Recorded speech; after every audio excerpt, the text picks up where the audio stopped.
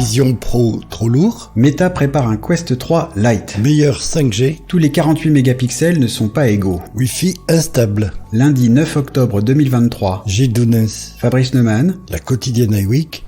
Épisode 474. Bonjour à tous. Le Vision Pro serait-il trop lourd ? Alors même que le masque de réalité mixte d'Apple n'est pas encore disponible, sa sortie est prévue pour le début de l'année prochaine aux États-Unis, une nouvelle version plus légère serait déjà en préparation, car certains des premiers utilisateurs se seraient plaints de douleurs au cervical, même après l'avoir porté pendant une courte période. C'est en tout cas ce que nous raconte Mark Gurman dans son dernier numéro de sa newsletter Power On qui paraît tous les dimanches et que nous lisons naturellement avec beaucoup d'attention. Régulièrement, traditionnellement, le design se fait en enlevant, un petit peu comme dans les années 60-70, on partait d'un gros bout un gros parallélépipède de terre glaise pour fabriquer un modèle de voiture, et les stylistes enlevaient petit à petit de la terre pour avoir une sculpture et un modèle. Et traditionnellement, c'est ce qu'Apple a fait pour partir de l'iPod, pour ne pas déroger dans les exemples. Et puis on est arrivé à des choses extrêmement petites, légères, au fur et à mesure que les composants permettaient de le faire. Et là, c'est un petit peu la même chose avec des composants internes, en particulier sur les verres correcteurs.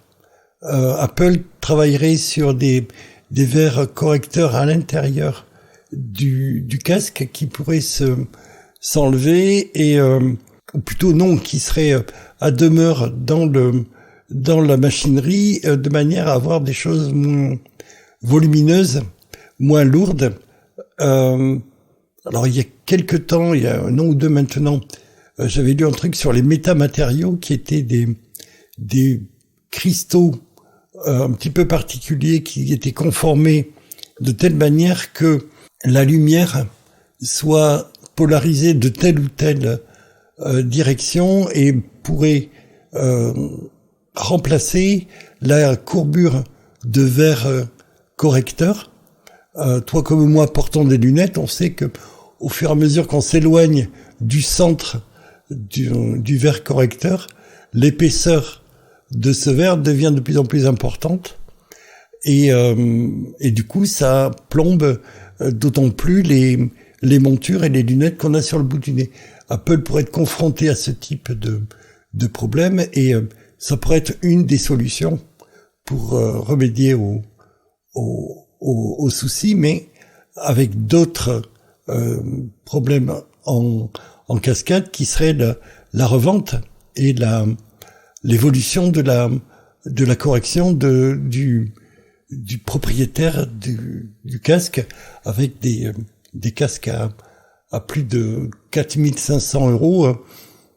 Si ta myopie ou ton astigmatie évolue un peu, je doute que tu les changes tous les ans ou tous les 2 ans comme une paire de lunettes.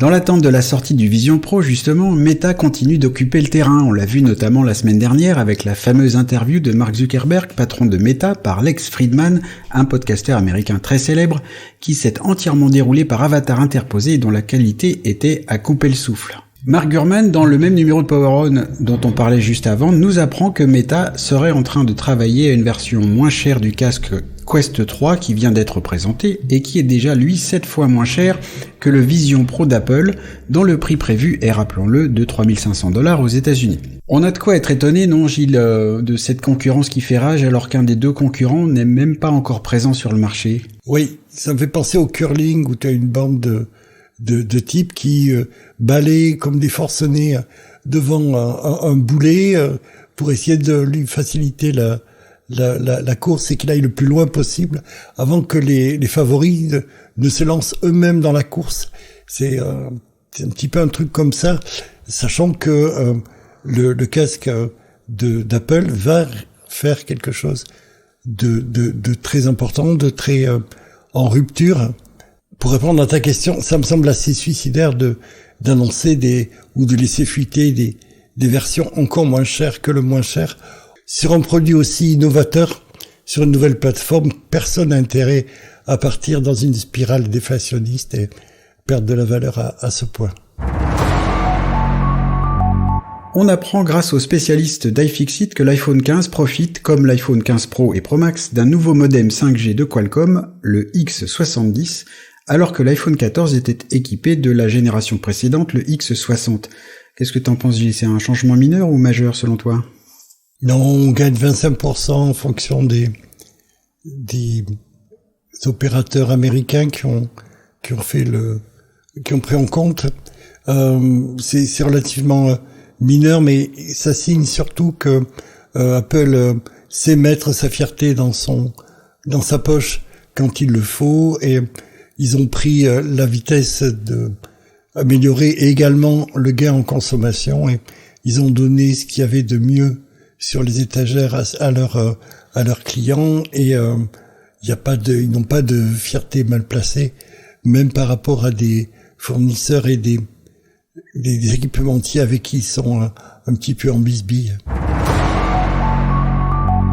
Tant qu'à faire, les démonteurs fous d'iFixit ne se sont pas arrêtés là et ont découvert que le capteur photo principal de 48 mégapixels des iPhone 15 d'un côté et iPhone 15 Pro Max de l'autre ne sont en réalité pas identiques. Celui de l'iPhone 15 tout court aurait en effet une surface plus petite d'environ 22%. Alors est-ce que c'est décevant ou normal, Gilles, en fait? Et puis on se demande tout de suite si ça peut avoir un impact sur la qualité des images. Normal, c'est explicable. Il y a une question de marge brute, et un appareil qui est vendu moins cher, c'est pas inimaginable qu'Apple ne fournisse pas ce qu'il y a de mieux pour ce type d'appareil.